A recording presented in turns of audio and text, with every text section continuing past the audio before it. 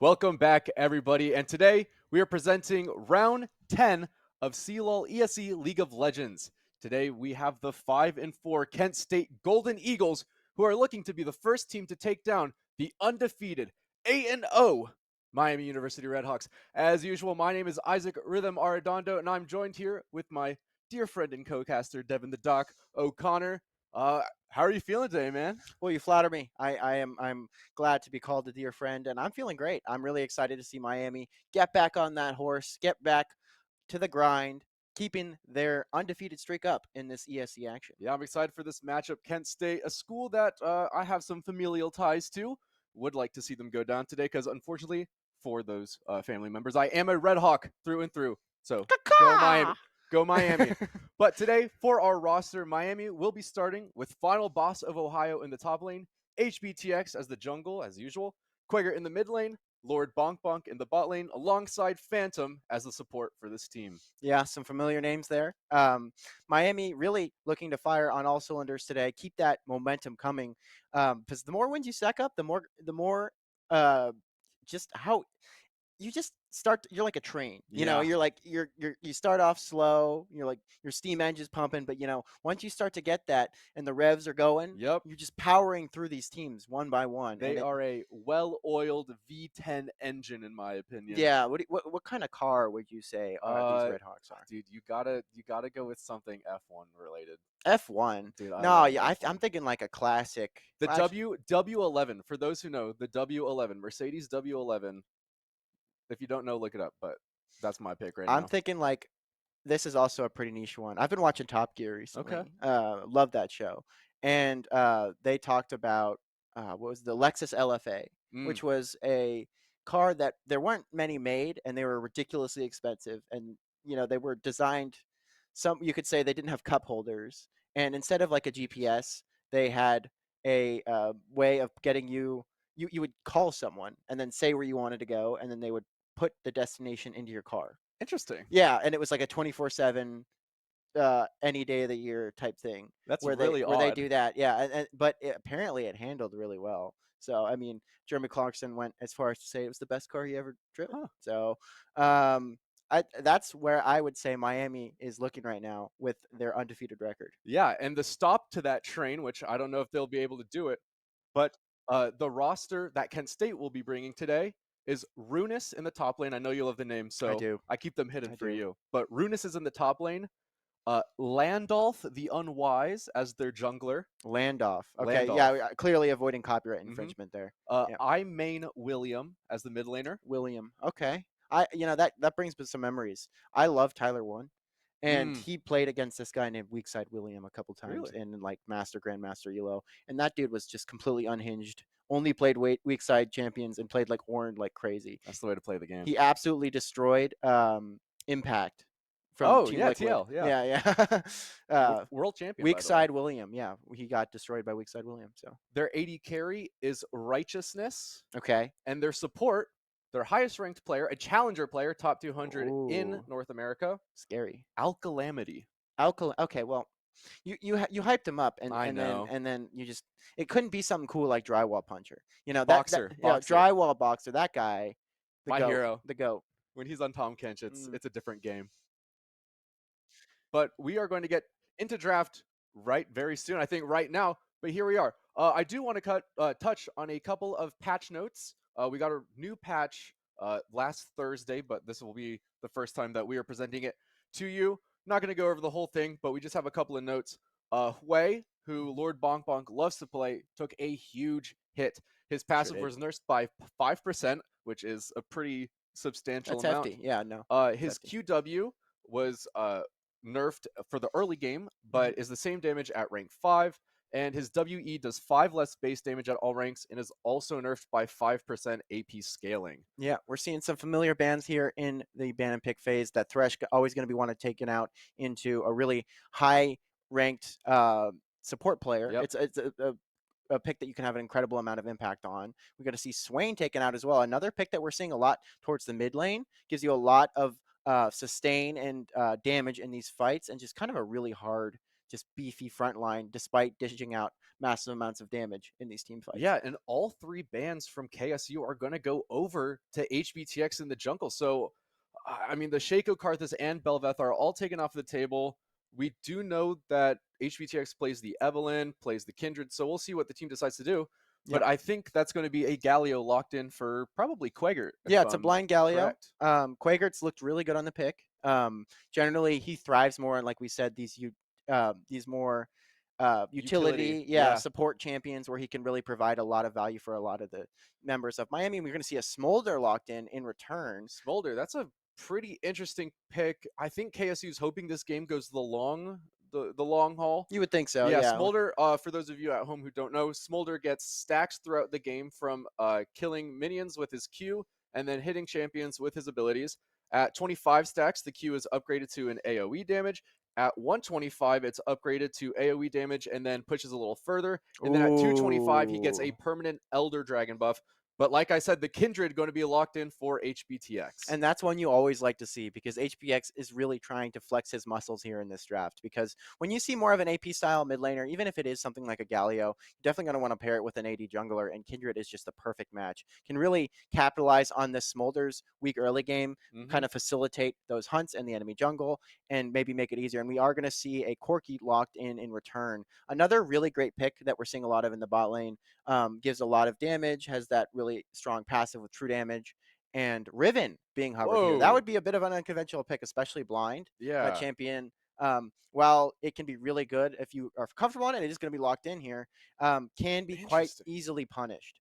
So it does require an incredible amount of skill and correct timing. It's very important that you manage your abilities. There's a lot of really complex combos. Shout out the Shy. Yeah. That you can do on this pick. But if it doesn't look good, if it doesn't find a good game state, especially into someone who's as talented as Final Boss of Ohio, probably is familiar with this champion, then it can be really punished. It can be taken out of the game for sure. Yeah, the karma is going to be locked in for KSU as well. I'd imagine. I was looking through some of the KSU players' match histories. I did see that I main William did play a little bit of karma Mm-hmm. in recent ranked games, so I could see that karma going to the mid lane. But they're going to elect to ban Jax for Final Boss of Ohio, and Miami University banning out Blitzcrank after Phantom had a good performance on that last week. Yeah, they're wanting to just limit the options of Al Calamity. Yeah. Yeah, Al Calamity threw me off there. for just making sure that he's going to have the least amount of impact on the game as possible, getting rid of a lot of these playmakers, being able to start a fight. We see the Poppy Band as Hmm. well, things that can really just act as a go button for the side of Kent State. And Bessa being banned out by KSU as well. They do not want any smoke from HBTX or Final Boss of Ohio this game. I think No. they're scared personally. Yeah, and Mbessa, not this patch, next patch will be getting a Oh. pretty significant nerf. Hmm. So got to keep an eye out for that. And we do see the Ivern. Ivern locked in as well. Is pretty good with this enchanter style thing, but it does feel like to me that you're double dipping a bit with the karma. You're gonna have a lot of shields, and something like a shield reaver item could be really good. And Gangplank is being hovered here, but Camille, more familiar pick. Gangplank did receive buffs on the most recent patches. AD growth got increased, so Hmm. it is something that maybe can allow Final Boss of Ohio to justify locking in this champion. It will be the Camille, however, that is going to be the choice. And we know that Final Boss of Ohio is very comfortable on this pick, and it works, I mean, amazingly well with the Galio and maybe even the Kindred here too. Because Yeah. if your characters or if your team starts dying in there, just pop the Lamb's Respite and you're fine. Yeah, I'm surprised that the side of Kent State did not take that one out because it's a tale as old as time. Camille Yeah. Galio just works so well. We explained this combo plenty times. It's Hmm. it's something that Miami's used in the past quite a bit. We do see the rail locked in as well, can help facilitate that engage. But while you ult on Camille, the Hextech ultimatum, you can follow that up immediately with an ult on Galio, the hero's entrance, and it will almost guarantee the hit. Yeah. And the knockup. So it's really good to start off these fights, get picks. With this rel being locked in, I think Miami has a great identity in their draft. They're really looking to dive into the back line, look at those picks, trying to get that Smolder out of the game. I mean, you can have the Galio Ultin on the Camille, the Hextech Ultimatum, or you could have it on like a flash engage from the rel. Yeah. But LeBlanc is going to be locked in for KSU, so I assume that might be going to the mid lane. Yep. But KSU's draft has lost me a little bit. It does feel a bit disjointed, especially I think the LeBlanc into the Galio. Obviously, it's going to feel okay in lane, but Galio is just going to provide so much more value. LeBlanc is good because she's quite slippery. Could be. Is that a LeBlanc support? Or are we just waiting to swap? Uh, I it could be a LeBlanc support. I I did believe I saw Alcalamity play it a little bit. That I mean, that could be something that they look to maybe throw Miami off a bit. But yeah, like you said, I think their draft is a bit questionable because generally you want someone with Olaf that can really benefit. I mean, Riven, if she gets ahead, can be really good with this Hmm. Olaf, but there isn't much. I mean, you kind of just have to play protect the president, it seems, with this Yeah, I draft. don't see a lot of damage coming through other than the Smolder and the Riven. And I assume all the shields from the Ivern and the Karma are going to be going to the Riven and to the Smolder there. So, Yeah, and if one eh, of those picks gets behind, it's so hard to yeah. execute this draft because, as we said, Smolder can get shut out of the game, Yep. Riven can get shut out of the game, and if you're only down to one carry, Miami has such a good comp to tunnel vision on that one champion and just blow it up. So I Yeah. think that for the side of Kent State, they've made it really difficult to play out these team fights because if they lose any of their damage dealers, they're going to be at an immediate disadvantage. They have very little sustained damage unless they get this game to go Yeah. long enough to get the smolder stacks, and even then, Miami can just play. We are tunnel visioning on this Yeah. smolder. I mean, the LeBlanc too for support. I didn't see a trade to the mid lane, so I do think it's going to be LeBlanc support, Yep. but doesn't provide a lot of CC or a lot of engage for the team either. They don't have a lot of go buttons other than the Ivern or maybe an ult shield from Karma. But it's not a lot of damage that Yeah. the LeBlanc will be able to do. Supports don't get a lot of gold, so the LeBlanc wants to be ahead. Is an assassin champion, wants to just burst down. Probably looking for the Kindred or the Corki, but when you're down so much gold, when you don't have damage, you're just not going to be able to do what LeBlanc wants to do. Yeah, you're not necessarily going to be able to find a lot of value. Maybe on a roam, LeBlanc is Yeah. incredibly mobile champion, but she does have some CC along with the Karma. They both have these chains that Yep. take a while, and then if the time runs down, then you get a root. But even then, you can take a lot of damage from Miami's team and get caught going for these little bits of CC. So it's not necessarily the tanky frontline that you'd be looking for. Miami's comp, isn't perfect in the same way where it did on paper lack AP damage, which I Yeah. mean Camille is generally like kind of a solution to that, Yeah. a True band-aid damage because solves the everything. the, the Cho'Gath ult on a basic Yeah. ability. But at the same point, they didn't draft a frontline on Kent State. There's no Yeah. sufficient Yeah. beefy member that can really itemize to punish Miami's team comp. So just kind of feels a little odd to me, but I think maybe Kent State has some idea that they have, and we'll see if they can execute something in game. Yeah, I think on the side of Miami University, I think Serpent's Fang is going to be a great purchase if anybody wants to buy it. Reduce the power of the shield. I don't think it fits onto Yeah, and any of the there's characters that no we have. maybe the Gangplank, if you could say, but even We then, don't have a gameplay. It's yeah, we have. no, yeah, if Oh the yeah, yeah, yeah, Gangplank yeah, was yeah, yeah. drafted, I think maybe you could argue that with the AOE that he could do. That's an item that's been built on him in the past. But I think now, I think Miami's really just concerned about, like you said, taking out one of two carries, maybe both if you're lucky, and the fight just gets so easy to play from there. Yeah, and kind of to your point, you talked about this earlier, but the CC, the chains for Karma and LeBlanc both take time to activate and to actually root somebody down. But I think every single champion that Miami University has drafted has a dash. Yeah, Camille Hookshot, Kindred Q, Galio Galio E, dash. Yeah, yeah. so everybody has a dash. I don't see a lot of lockdown still on the side of KSU. Yeah, it's going to be tough to play out these fights, like we said. And we are getting very close to heading in a game here, but I'm curious to see, like, maybe I think Kent State might have something in mind. This Riven, she can get ahead, can be quite annoying to deal with. Yeah, but here we are back on the Rift for game one between the undefeated Miami University Redhawks and their challenger, the Kent State Golden The Eagles. challenger. Yeah. And we do see that, in fact, it is the LeBlanc support. Bit of an unconventional pick. We were seeing picks like Elise support. We saw that a couple early in I saw that early in the season. yeah, early in the season. Was effective, but ended up being really behind on levels. And we do see that Phantom will spot out that LeBlanc in the river. Yeah, taking a look at runes, the Karma has gone for Comets. I think it's yeah.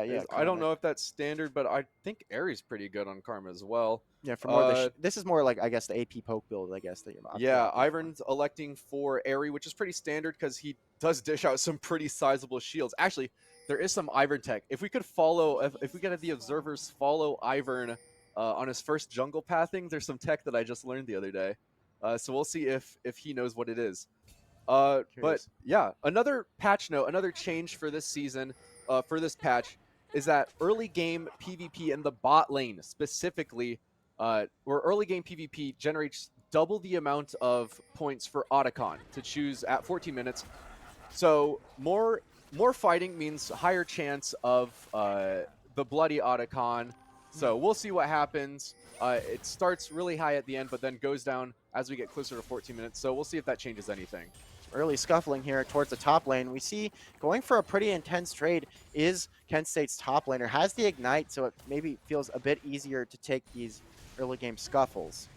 Yeah, unfortunately, I don't think Landolf the Unwise does know the tech, so a little bit unfortunate. Use the blast cones for your clear. It's pretty. Well, he did have the Q into the. So he started his wolves to get the little field growing to be able to come back and harvest them. Q can be blocked there by the minions. Quaker still taking a lot of poke damage early in this lane, but he is Galio, so he is going to be relatively fine. I mean, William getting some really good trading happening in the bot lane first. But, Miami University, great play. Pushed in the wave and is getting a nice ward in on that Ivern jungle. Yeah, Quaker as well. 2 wards. 2 early game wards. Quaker going to be spotted there getting that vision. Land off the Unwise, going to be able to reap his harvest here in his bot side jungle. For those of you at home who may not play League of Legends, hold on. Pretty intense trade coming from Final Boss of Ohio in towards this top lane. Taken low, but HPTX is in the area to support. Let's see if Riven decides to get greedy. Hookshot going to miss there. And kind of a fumble there from Final Boss of Ohio. Doesn't have the shield. Flash going to be coming down, and that will be first blood. And crucially, no assist for HPTX in the area. Wow, that was just kind of unfortunate. I don't think Final Boss of Ohio expected that much damage to come out of Runis, but both summoners used for that Riven in the top lane. HBTX going to be there. Probably going to try to abuse some power up there in the top lane. Yeah, has that TP to respond. And there is, you know, now that the Ignite is gone, Phantom may be looking for something here. Gonna get a good engage. Quaker also in some trouble. The double taunt, maybe. It's gonna keep him alive. He's taken incredibly low, gonna be forced to flash. Does he get out? Dodges the Mantra Q. Tower shot gonna come down. And that is Quaker with a clean escape. Yeah, that was some great movement from Quaker there. saw Ivern on that little gank, was able to dash out of there, had to use the flash, unfortunately, but it's better than turning over a kill. Yeah, in the meantime, HBTX is going to get a little bit of a cheeky invade towards the top side. Is aware that Kent State's top laner does not have flash, maybe looking for a gank. Smolder, I mean, in the meantime, is also scaling up quite nicely. Maybe had a little bit of a trade there, but relatively even on CS. Lord Bonk Bonk trying to keep things nice and peachy. But that's what I was talking about right there. Al Calamity looked for the root onto Phantom, but was just able to dash out of there. But like I was saying earlier, Ivern's kind of an untraditional champion. Hold on. Another poke here, double stun by Phantom, but it's just going to go down to the tower, getting too cocky. He's going to be punished for it. Hookshot landing there onto the Riven. And that is an early kill going to this LeBlanc. Final Boss of Ohio taking some trades here, but maybe gone too far is the top laner of Kent State.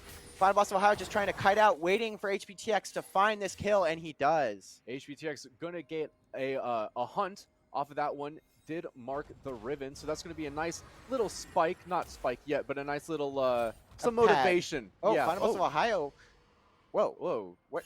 I don't know. I have no idea what happened there. Yeah, that was interesting. But Feats of Warfare gonna go over to KSU. This is not the start that Miami wanted at all. No, I'm not entirely sure what happened. Maybe we could get a replay on that, but it seems like maybe he was going for an execute. I don't know why he would just not back there either. Yeah, so, no, it's a little curious. Maybe he was going for a proxy of some sort and just mistimed things. Yeah, that's strange. Phantom gonna get spotted here in the bot side jungle.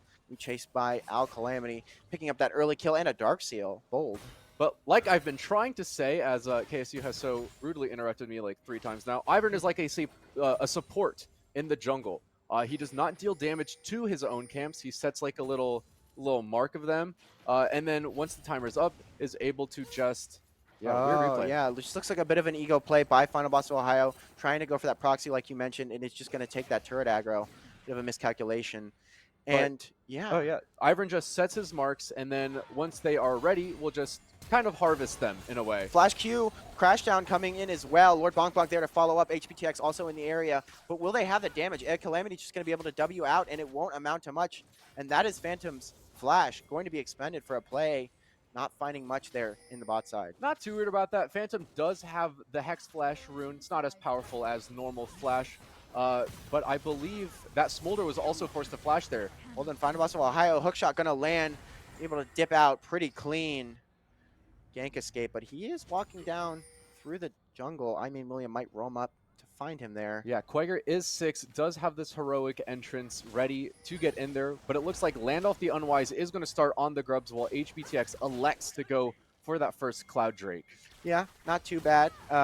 Oh, hold on. Final Boss of Ohio's hookshot is going to be stopped. A Hextech Ultimatum going to be used, but Riven has the backup and might just find the solo kill here on Final Boss of Ohio.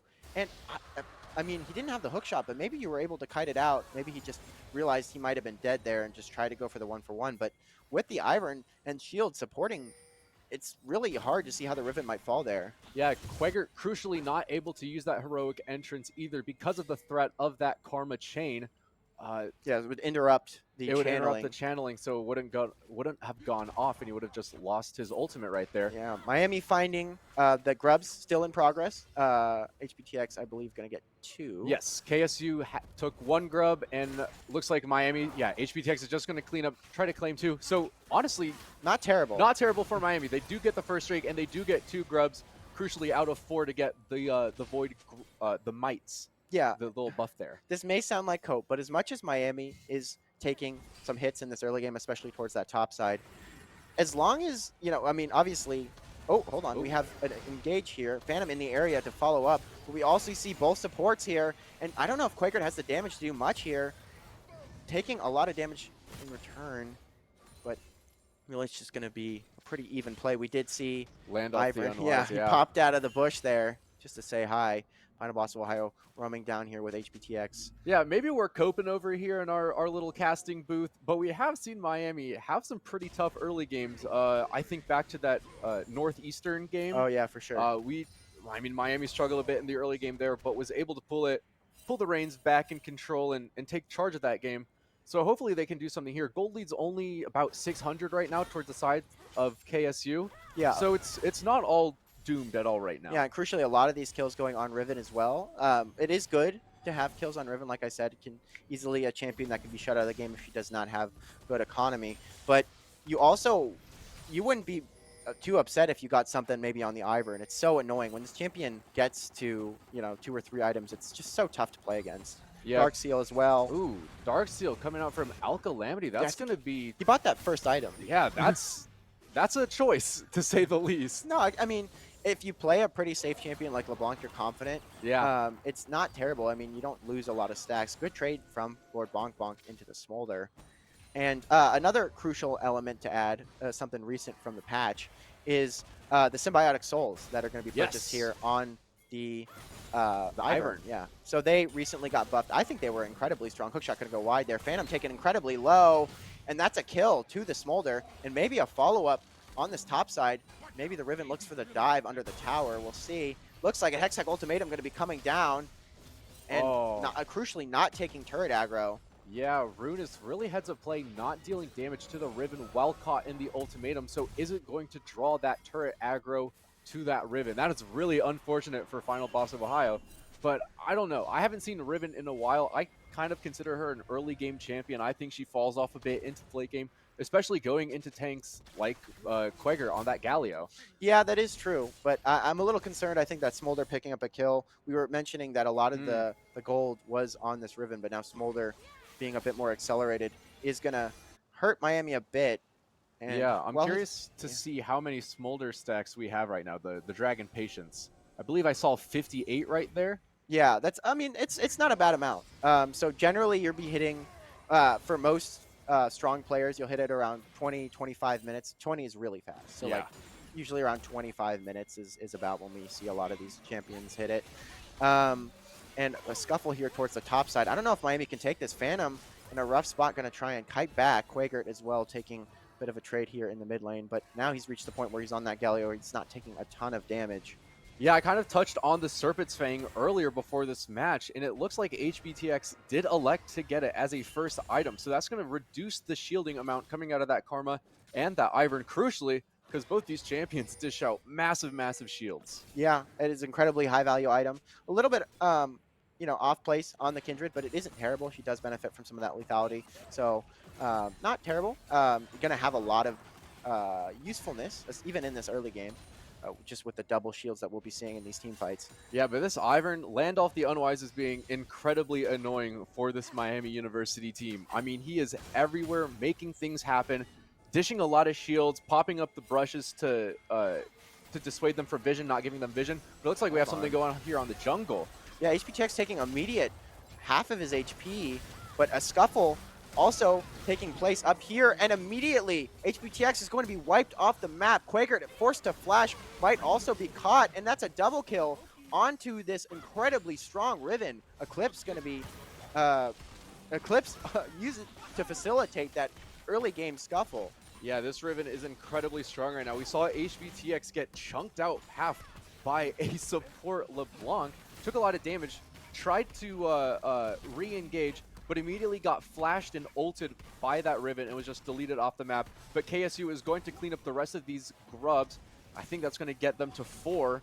We'll get them to, to 4, and they will have the Void Might buff for the rest of this game. Yeah, Plate's going to be taken as well.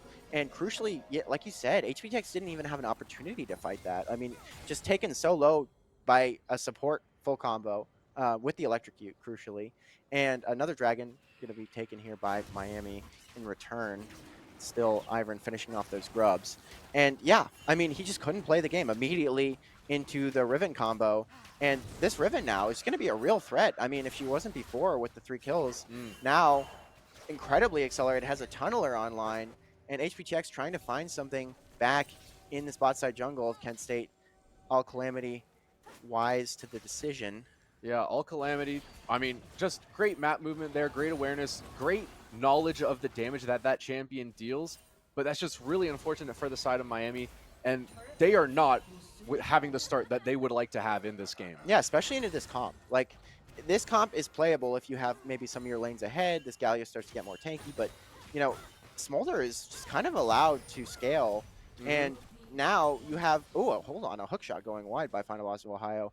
Looking a little bit shaky on this Camille tonight, but yeah, I mean, the longer you wait, not only will the Ivern get to be in a position where it's really hard to play into these fights, but the Smolder is going to be doing damage, and crucially, it's not just one carry you have to worry about now. It's not just the Smolder or just the Riven. It's both. Yeah, and now you kind of have to worry about this LeBlanc too. I see the Hex Tech. I don't honestly know what that item is. The one that builds into Proto Bell, Yeah, I know all the what you're Hex talking Tech about. items, the Yeah, core, whatever it is. But that's going to be a lot of damage. And support item is also complete for LeBlanc. it's Alternator, I think. Oh, I Yeah, believe Hex you're Tech correct. Alternator. Yeah. But this LeBlanc is going to be dealing a lot more damage than we just saw when Alcalamity full comboed HBTX right there earlier. Yeah, incredible amounts of burst damage with that Ignite, with that Electrocute. It's just going to take someone to immediate half HP in these team fights, which is going to be incredibly impactful. Looks like looking onto HBX, and just like we said, just numbers that you wouldn't expect from a support. And HBTX going to be forced to use the Lamb's Respite, try and get out of here, but Daisy is chasing him. And Oh. I mean, William going to find the empowered Mantra Q over the wall to take down HBTX. And now Quaker, Phantom, both in an awkward position, going to be right into the waiting arms of Kent State. And this is looking terrible for Miami. Just caught out of position, a little bit greedy into the enemy jungle, and they're going to be punished for it. Yeah, that was a little greedy, I want to say, from the side of Miami University. I saw that they were trying to go for the Kindred Hunt onto the red buff, but Ivern was able to set that camp, smite it immediately. Alcalamity was there to give some backup, and then Rune has had a great fight against Final Boss of Ohio, was able to join and just kind of cleaned up house with Miami University. This is honestly not a great start. They're 4K behind right now. We're 15 minutes in. And this Smolder's just free farming in the bot lane. Yeah, and he's going to have such a strong team to back him up here. And it's just really scary because Miami doesn't normally, I mean, you usually look at Final Boss of Ohio as being, you know, he'll have some interesting moments, but he's usually a pretty strong pillar of consistency. And yeah, this early game, another failed hook shot. It's going to be forced to flash. Like I said, looking a bit shaky on this Camille, fortunately. And yeah, it's just going to be really hard to play because Miami was kind of playing like they were still in the driver's seat, but in reality, they check the scoreboard. They're pretty far behind, but maybe finding a kill in return on the Smolder, that's going to be a shutdown to HBX, really big to deny some of that stacking and maybe slow down Kent State's march towards just being in such a dominant position. Yeah, and HBTX with that kill did just in time set the mark, so will get a stack off of that. But KSU is going to start up this Rift Herald. But on that fight that we just saw with the Camille in the river, tried to hookshot away, but the LeBlanc followed with the dash of her own and was able to set the route, disallowing Final Boss from jumping over the wall and getting out of there. But Alcalamity just being a bully in this game. Yeah, preventing Final Boss from contesting any of these, this tower, this outer tower in the top lane. And yeah, I mean, this guy's everywhere. He's level 7, and he's, like you said, quick base there from the Riven. Tactical end. Yeah, no, it's at this point, not much can go wrong. And yeah, this Ivern getting really dangerous. This Smolder getting really dangerous. Gonna attempt to stop the bleeding is HPTX with that kill in the bot side, but it's still looking really dire. Yeah, Ivern can't even back. Yeah, Ivern has completed the redemption, so that's going to be a lot of healing and a lot of damage if Miami University stays in the radius of that. But I'm curious to see how many Kindred stacks we have and how many Smolder stacks we have at this stage in the game right now, because, I mean, those Smolder stacks, if it's anywhere near 225 or 125 right now, it's pretty dangerous. Yeah, I think 129, so he does have that crucial point where he's doing the multiple little fire projectiles. It's going to make stacking a lot easier on these minion waves. Once you get to that 125, it just becomes so much easier to start really racking up these numbers. KSU grouping 5, dropping the Herald in the mid lane, and it looks like that they want this Mountain Drake, trying to prevent Miami University from stacking even more. And Lord Bongbok is completely zoned out of the fight. I mean, he has no backup here, and Riven flashing on top of him. He's completely isolated, gonna forced to use the hero's entrance, but Lord Bongbok completely isolated, taken out of the fight, and now Quaker not going to be able to back him up and just dove under tower by this LeBlanc. so much burst, and now they're looking for more on the Galio. He's incredibly tanky, but the Redemption going to keep KSU alive, and now they can just push in this mid wave. Yeah, even though Miami University did get the Mountain Drake, KSU did get the Tier 1 and right here the Tier 2 towers of that mid lane. That's going to set Miami even farther behind, but there's just so much potential to kill for this KSU team. I mean, you saw Lord Bonk Bonk even wish the Valkyrie, tried to get away, but Runas has dashes, Alcalamity on the LeBlanc has dashes, and they just hid where Miami didn't have vision and then just jumped over the wall for a quick assassination. Yeah, and I'm the first one to admit when I'm wrong. I think that this KSU draft, like I said, I think there was they maybe had something in mind, and this incredibly aggressive playstyle, going with Miami's kind of early game mistakes, has enabled them to play just so similar to how I would imagine Miami's comp might play out. Just finding one of these members of Miami that is off on the wrong position and just completely taking advantage. Yeah, KSU looks really comfortable on their picks, I would say. I mean, Runas knowing how this Riven works, Ivern knowing the power of the shields, and Alcalamity really knowing the damage coming through on the LeBlanc. But Ivern did... LeBron. LeBron. My bad, guys. We were talking about the Broncos before this broadcast started.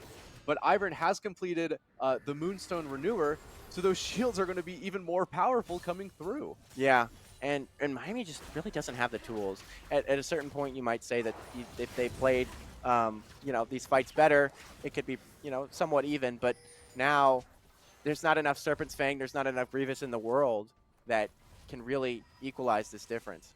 Yeah, we have a 6k gold deficit 20 minutes in, but Final Boss of Ohio looking for something on iMain William right now. Yeah, has a lot of damage. The Hextech Ultimatum comes down, but look at the shielding.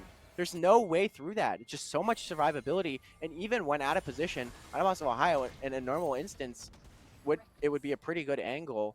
Just doesn't have the damage. Has that Trinity online, but just is not going to have anything to combat this. Yeah, and there's just so much wave clear from that Karma 2 that doesn't let Final Boss of Ohio push up like he wants to. But I do believe that HBTX on the Kindred claimed another mark right there. So I don't know how many marks we're at right now, but I believe HBTX has at least hit that 4 checkpoint. So it has a little bit of extra range, a little bit of extra damage going through. But I'd imagine that HBTX isn't where he wants to be right now. No, not into this Ivern. It just feels so difficult. And I believe I saw 5 marks on Kindred. Yeah, 5 marks. Yeah, 5 marks. And I mean, that's going to feel good, but at this point in the game, you want to be way ahead of that. The Smolder scaling, and it just kind of feels like an inevitability that we're going to have some kind of fight, and Miami's just not going to be able to put up the numbers they need to break through all of this peel that KSU has structured their team around. Yeah, I think Miami University has a lot of sustained damage in teams fights, but KSU is kind of looking for a quicker, hey, let's pop this one carry. We were just told that Smolder is at 160 stacks, 169 stacks right now. So approaching that 225, approaching that critical point, but that is not what you want to know if you're Miami University right now. Yeah, it is a little bit of a slower stacking on the Smolder, and like I said, in isolation, the Smolder isn't necessarily the problem. Hookshot going to be used to buffer that, and maybe Miami finds an angle. Do they have the ability to keep going? Phantom thinks so, and HBTX is also going to follow up, and we do see an immediate shutdown onto the Ivern, and maybe Miami found their way back into this game. Lord Bonk Bonk going to be here, and oh, he doesn't know which one to attack. Alcalamity being taken incredibly low, gonna flash, and he does find the rocket. And maybe Final Boss Ohio can find more on the top lane, but it looks like HBTX says, hey guys, let's kill this Otacon. This is our way back into this game. Yeah, that was a great fight from Miami University. Final Boss of Ohio, knowing that he has the CC to bring somebody down. Runas, crucially, wasn't there in the fight, and they're able to win out, killing the Ivern and killing the LeBlanc. Runas going really deep and is just going to ult onto Quaggard and get the kill. Yeah, and I think Miami's still going to be wanting to take down this Otacon 4-member strong, but they are going to be taken really low, and Smolder is in the area. He can make this really difficult, Miami's life, a lot harder, and the Lambs are probably going to be used to just kind of make sure that they can secure this, and yeah, they're going to find the smite, but iMain William going to make it. So how many of them are actually going to be able to get out? They need to get these flowers. That's a big part, but hold on, Miami's turning the fight. But now more members of Kent State have pulled up, and it is really difficult. And Phantom just going to try and hit these flowers before being taken down. And meanwhile, Runas going to find that bot tower after solo killing Quaggard. Yeah, I think we saw the Otacon reset there while Miami was trying to take it. but crucially, that wasn't the Otacon that gives the revives. It was the one that gives the extra damage with those petals.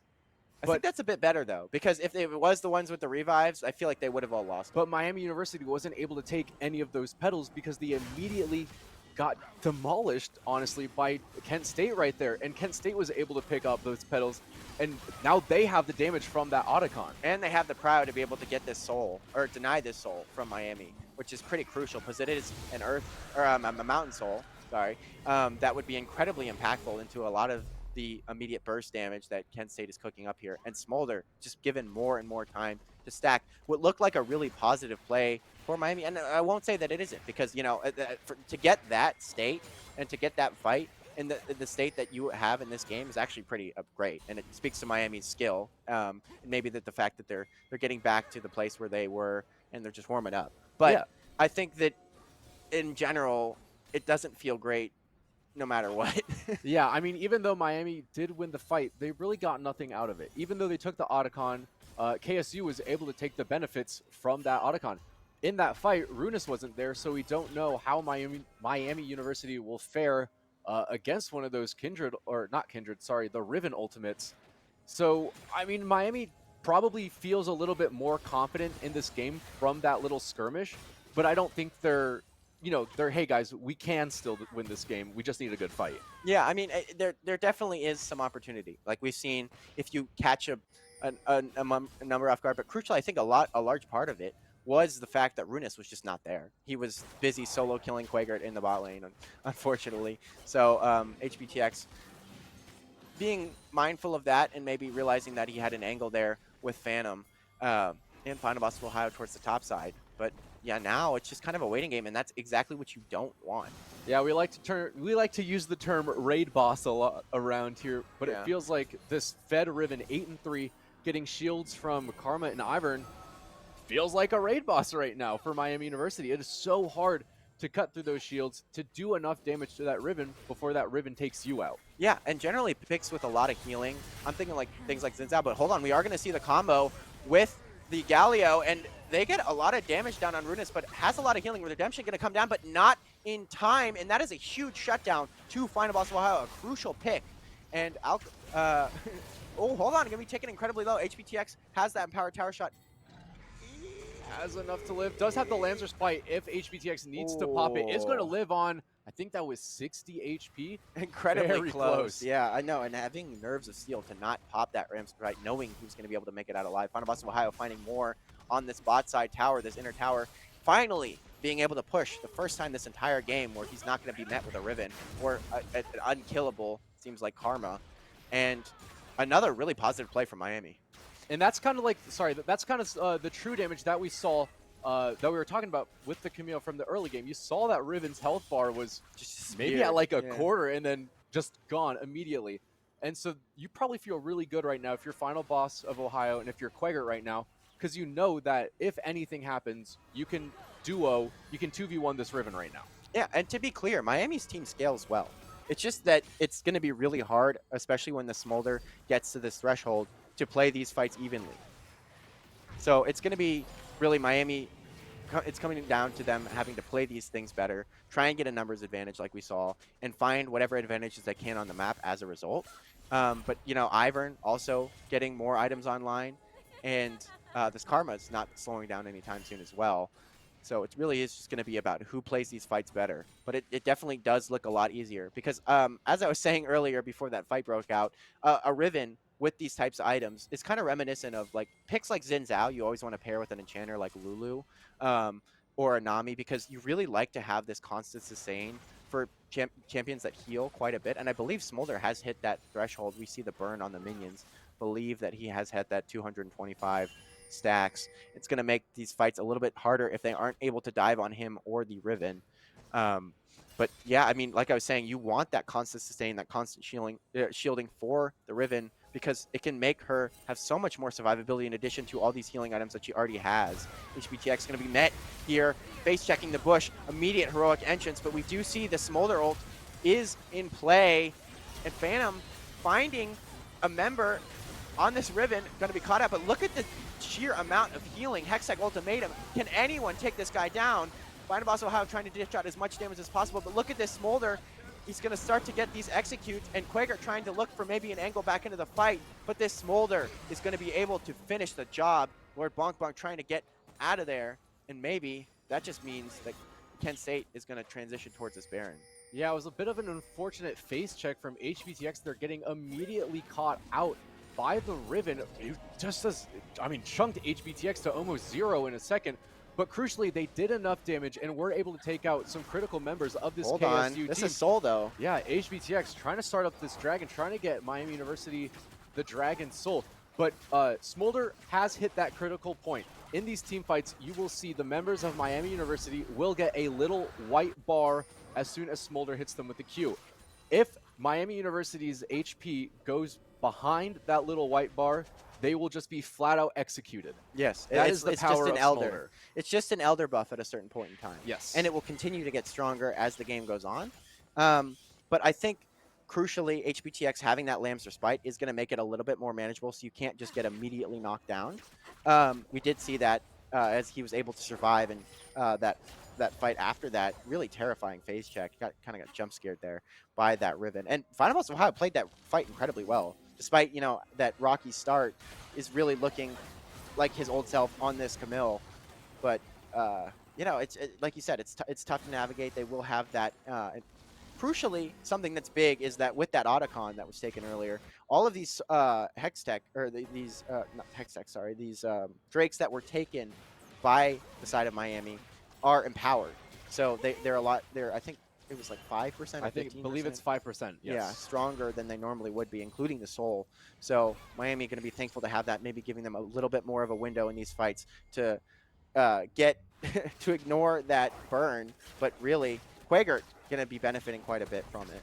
Yeah, in that last fight too, Lord Bonk Bonk was dishing quite a big amount of damage with those rockets, with the armor shred that he has. And crucially, he does have the Mortal Reminder, which is going to, it's not going to do a lot to the shield, but it is going to reduce them a little bit, and is going to reduce the amount of healing that the team is going to get from the Iron Redemptions. Well, think about, let's take a look at Riven's build right now. It's just like 90% healing. Yeah. Shielding. And so a lot of these utility items are going to be quite impactful. Final Boss Ohio trying to get out here is going to be forced to use that flash. Really a summoner that you want to have for these really high-risk team fights. Unfortunately, going to have to use that to not get caught there. Yeah, even though the kill score does say that it is 9-20, 30 minutes in, it's only a 4-ish K gold lead for the side of KSU. So, seeing the early game that Miami University had, you'd expect things to be a lot worse for them, but they're still clawing, they're still fighting, and trying to find a way to win this game. But KSU just taking full control of this jungle, getting vision down everywhere. They're going to know where Miami is at all times. Yeah, and HPTX, unfortunately, while he does have that infinite scaling aspect to his champion, isn't going to be nearly as noticeable as the Smolder. And, it just, at the end of the day, going to be which team decides to make a mistake worse. First, William going to be taking half of his HP from that one Q from the Camille. Final Boss Ohio may have overstepped a bit. He is going to be, he's going to be wise to their attempt to find him there. Smolder alone here. Lord Bonk Bonk maybe going to look, but no, not exactly sure where all of the members of Kent State are. I believe we were just told by production that Smolder has 296 stacks right now. Something along the lines. Smolder does infinitely stack. He will only get stronger as this game progresses, and as he gets stronger, the execute threshold will become quicker. It'll increase. So it's kind of dangerous. You don't want to let this Smolder free farm. You kind of want to, honestly, assassinate him as soon as you can. Yeah, it's really going to be about target prioritization in these team fights for Miami, being able to consistently, I think now you ignore the Riven, as much as that sucks to say. You kind of just got to get the Smolder down, because that's really Kent State's biggest window. He hits some of these Qs, and your entire backline is just demolished. So if they can find an angle onto him, it's definitely playable. HBTX going to be finding a scuffle here onto William, going to be taken low, but like we said, incredibly tanky with these shields. Not trying to extend too much. Going to Calamity is going to be spotted on that far side ward. Blue Trinket. Now we've seen Miami do this a couple times before, but they they were electing to go for a 1-3-1. They had Quaggart pushing in the top lane, Final Boss in the bot lane, and then HBTX, Lord Bonk Bonk, and Phantom just trying to hold down mid, but also roaming wherever necessary. This gives Miami a lot of map pressure, and it forces KSU to kind of match what they're doing. If they match Quaggart on the top lane, that gives Final Boss of Ohio a chance to push in the bot lane to try to take those towers, try to take the inhibitors, and vice versa. If they go for Final Boss of Ohio, they just roam up to help Quaggart. Yeah. So this is honestly really smart map movement from Miami University, and Kent State University has honestly, it looks like they're struggling to match it right now. Yeah, and I think part of the word for that I would give is aura. Because for some reason, I think that Miami, despite being in like at least on paper in a position that you might think, oh, they're kind of on the back foot, they're a little behind here. Especially if you look at like the Katie of the Galio, that really strong mid laner, and this Smolder that's not slowing down anytime soon. They are making it seem like they're the ones in the driver's seat, at least on the map in their rotations, because they're the ones that are getting this deep vision. They're the ones that are pushing out these waves, and it really seems like Kent State is letting it happen. Yeah, I mean, Miami University has closed down the gold lead around 1,000, so bringing it to around 3K gold lead right now for the side of KSU. But Final Boss of Ohio also buying the Serpent's Fang right now, so that's going to help when 1v1ing the Karma. Yeah, so if he does find an opportunity where he's on that 1-on-1 again and doesn't get interfered with by these pesky members of Kent State, maybe he can find the kill finally. Yeah, Calamity also doing a lot of roaming and hasn't soaked up a lot of EXP. That is a LeBlanc, 40 minutes and 35.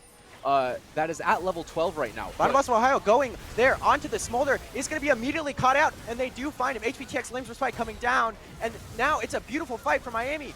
All they have to do is just mitigate the impact of this Riven, but look at the shielding, and Alchemist getting damage over the wall. Riven trying to be a nuisance in these team fights, and Miami is trying to trade back. Lord Bonk Bonk still alive. Final Boss of Ohio dishing down incredible amounts of damage, and that is 4 members. That is a 4 for 3 currently, and Miami going to try and take this to something in the mid lane, but they don't have a wave, so they can't necessarily push out. But that is huge.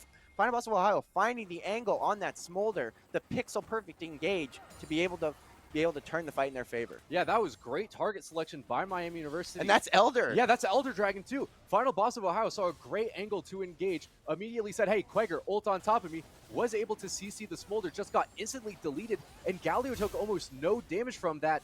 I mean, Galio just has amazing base damage, just stat checks everybody, but that Galio took no damage whatsoever. Look at this engage, over the wall, immediate Hextech ultimatum follow-up with the heroic entrance, and HBTX, crucially enough, taking a lot of attention away and making sure that these enchanters can't back the Smolder up. But look at this. You see the sustain of this champion, and then Final Boss of Ohio finding the kill onto the support. But look how long this Riven lives. Lord Bonk Bonk staying alive incredibly long, really good positioning, being able to dish out damage over the wall, and then immediately coming back around. The Final Boss of Ohio hungry for more. Yeah, shout out to Phantom too. I mean, on top of the hookshot and the heroic entrance, Phantom used the Magnet Storm, just grouping all the members of KSU, and then it was just, I don't know, a bunch of pinatas right in your distance. You just want to smash them all down. That was a great fight for Miami University. They do have the Elder, and they are going for the Baron right now. I don't know if KSU can fight this right now. No, because now, you know, they say we have 1 Elder, well, we have 5. And now Hextech Ultimatum immediately going to be used onto the support and just going to be one shot. Final Boss of Ohio also looking for more, preventing anyone from getting close to this Baron pit. That was incredible. Final Boss of Ohio, I mean, it is probably like a 6-level difference right now, plus the Elder Dragon buff. But Final Boss of Ohio just absolutely deleting Calamity right there. That's brutal. Yeah, that was 2 shots. So that is 2 abilities going to be used there in order to take him down. I think maybe one of those was even just an auto. Yeah. And now Miami looking to close, using this Baron to end the game. And this 1v1 is now looking a bit more one-sided than we're used to. Final Boss of Ohio says this is for the early game, going to be letting the Elder finish the job. Miami University is exacting their revenge on KSU. They say, I don't care that you stuffed us in the early game. We're going to stuff you in the end game, and that's the only part of the game that matters. That's one way to say it. But Lord Bonk Bonk going to be helping this Baron wave march into the base. They're going to try and take out that inhibitor turret. And Lord Bonk Bonk just getting some autos on this tower, trading back with some poke. And ooh, look at these rockets. Gosh. They're starting to hurt. HBTX playing it safe, trying to keep this Baron-empowered minion alive, and they will find the inhibitor. And now they are marching into the base of Kent State. Miami University looking like Anakin Skywalker and the clones invading the Jedi Temple right now. Miami University looks unstoppable. It doesn't matter how far you set them behind.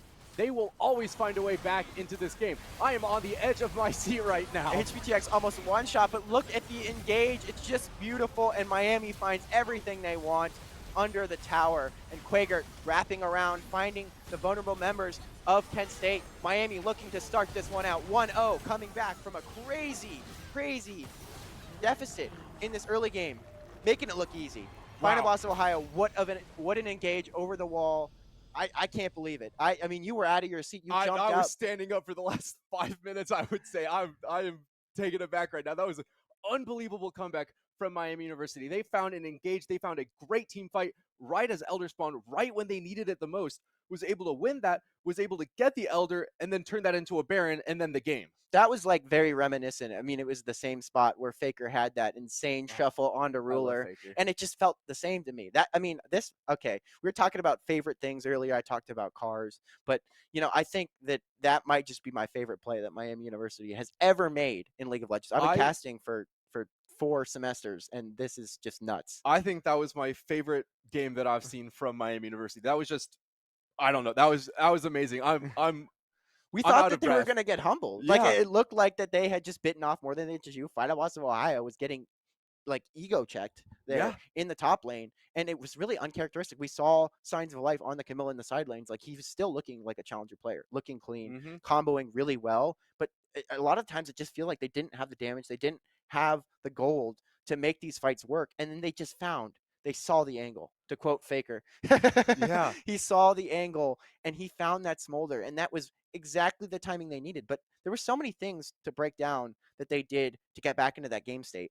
They seized, like we said, control of the map, despite on paper seeming to be at a disadvantage. Kent State was not playing with the same confidence, the same aggressiveness to be able to make sure that Miami was denied a lot of these side waves, denied vision, all these crucial things that allowed Miami to slowly crawl their way back into a game state where they could take an even team fight.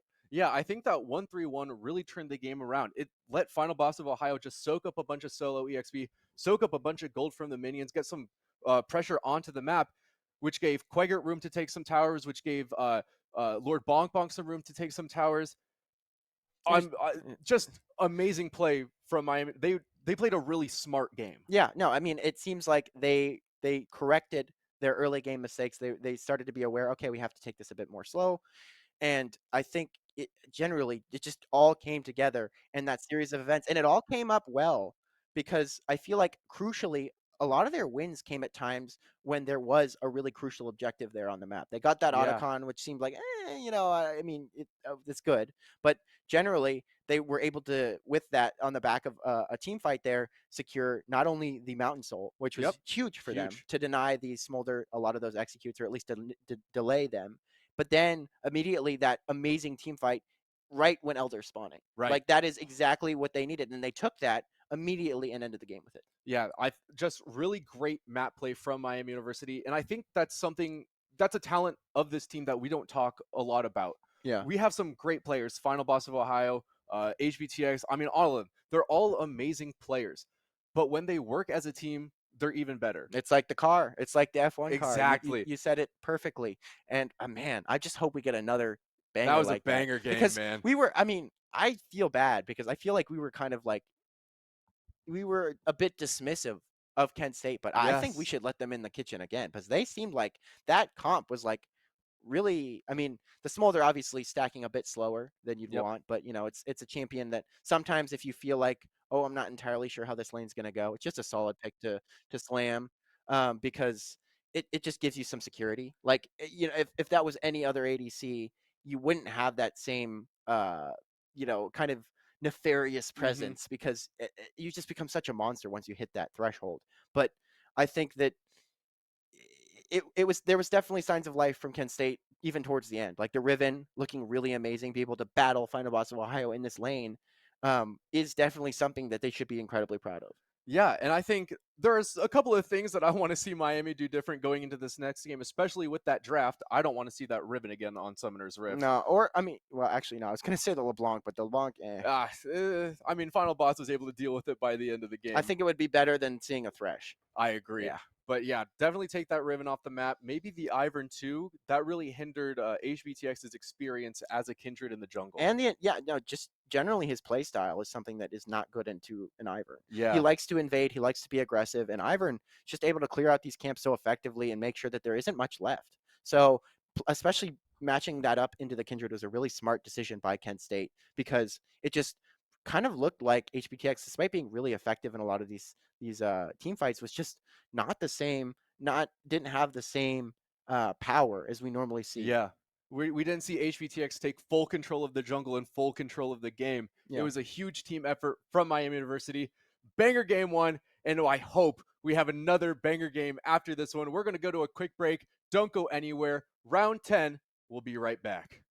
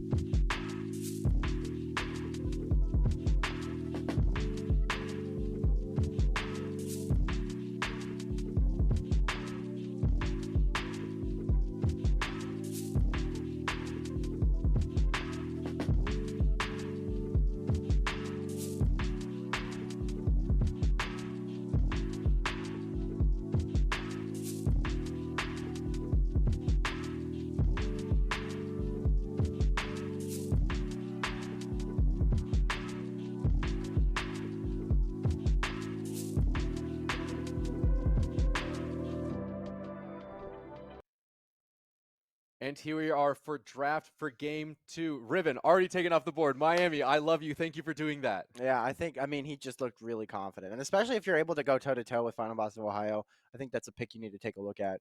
So smart of them to get rid of that along with the Skarner. Seems like a pretty constant ban that we have, as well as the Thresh. No shocker there. Yeah. Another 3 jungle bans going to be tossed towards HBTX as well. KSU does not like HBTX today. Taking all 3 of his favorite picks off the board.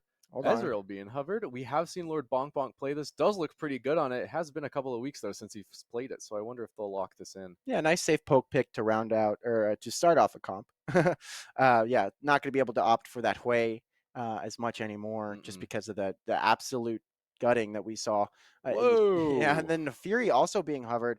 A really unconventional pick. This champion sees like no play, which is sad. Oh, but hold on, we Oh, are going to go we're back. going back to the Smolder? Really? Dude, No. Smolder gameplay is so boring. Just send it bot lane, let it farm up, and then you could just kind of run over the game. The 2 champions that I think are like the worst for the game. I didn't say this last game because, sometimes I think Smolder is cool, but not really. I think are Smolder and Yumi, where they're just so like Yeah. you could just pick both of those and be so uninteractive.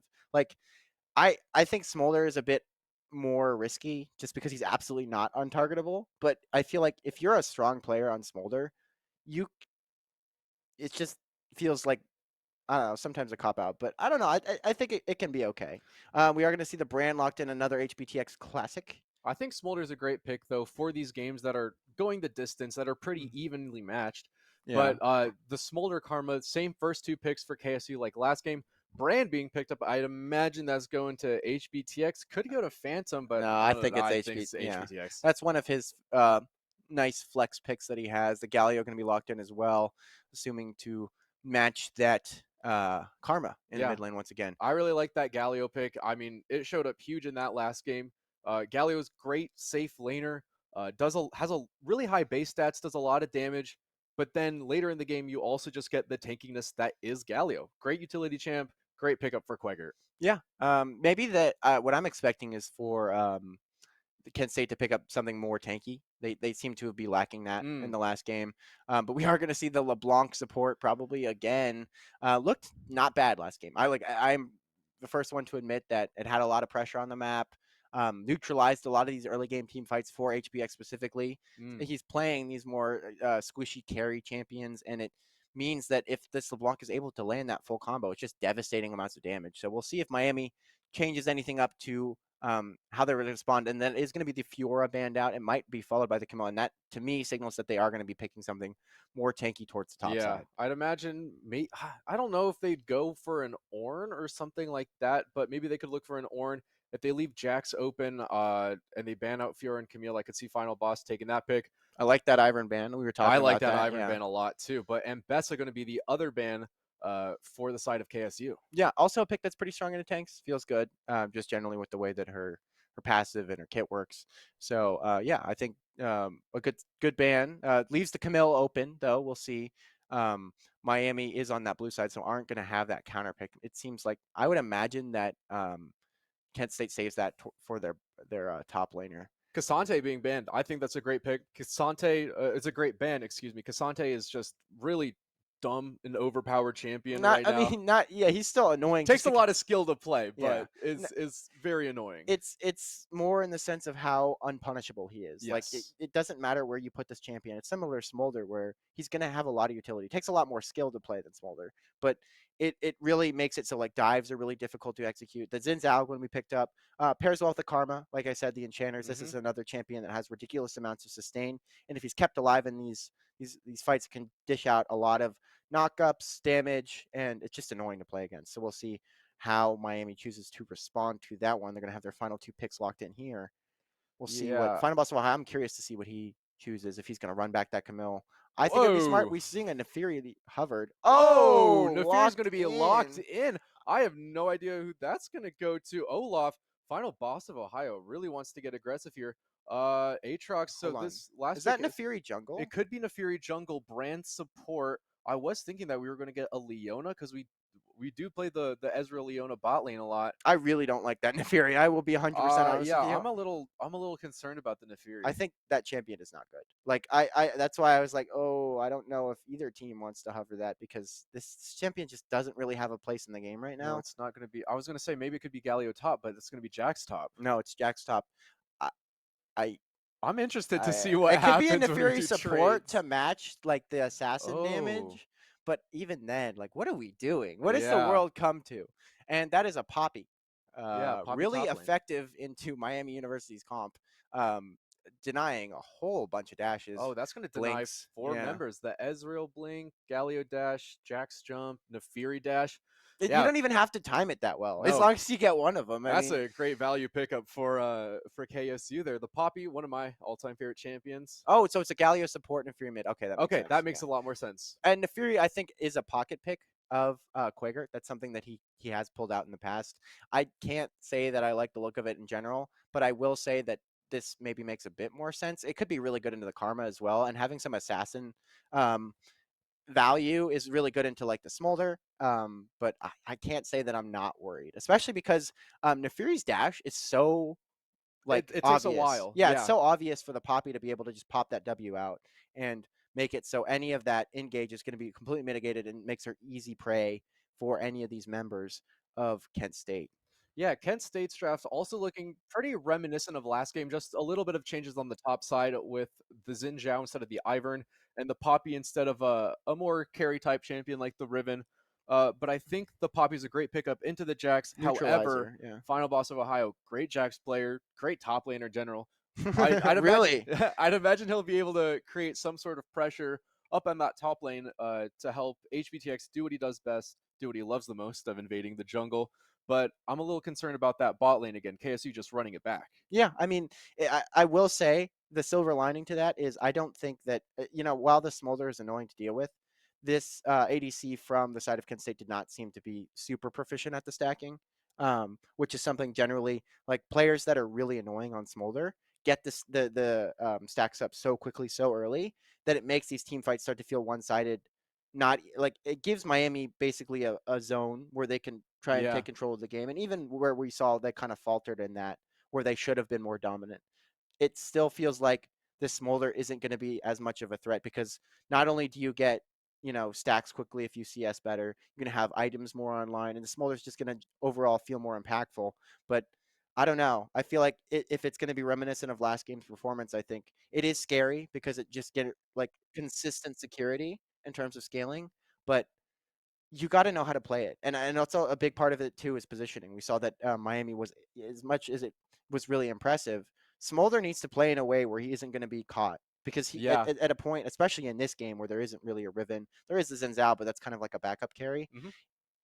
I wouldn't even call it a carry; it's just more to facilitate. It is really just on that player, and it's just going to be even more of a burden to adjust to Jax. I think it's a lot of it's going to be on this Poppy. Yeah, I think a lot of the burden for this game is going to be, like you said, on that Xin Zhao doing a lot of the damage, a lot of work in these early team fights. I mean, Poppy does have some really high base stats, is honestly really strong and can all in at level 3 and can do it again at level 6 with the just tap of the Keeper's Verdict. Mm-hmm. But I think that Ezreal is a great pickup for the side of Lord Bonk Bonk. We've seen him play this champion. We know that he's great at playing this champion, and it gives him a little bit more range to play with in this bot lane. Yeah. With Corki, it's kind of a short auto attack range for an AD carry, so you have to He kind of be played it close well, up. though. He Yeah. played it well, but I think the Ezreal gives him a little bit more agency and a little bit more ability to poke out the Smolder and the LeBlanc. And I'm really excited about this Galio pick too. Yeah, could be really interesting. We'll see if Phantom has the same kind of impact. Maybe, hopefully not that Quaker had in game one, starting off pretty rough on that 0-5, but he managed to turn around. Was there with those heroes entrances when he was needed. But we'll see. This game two should be really exciting. We'll get it to you very soon.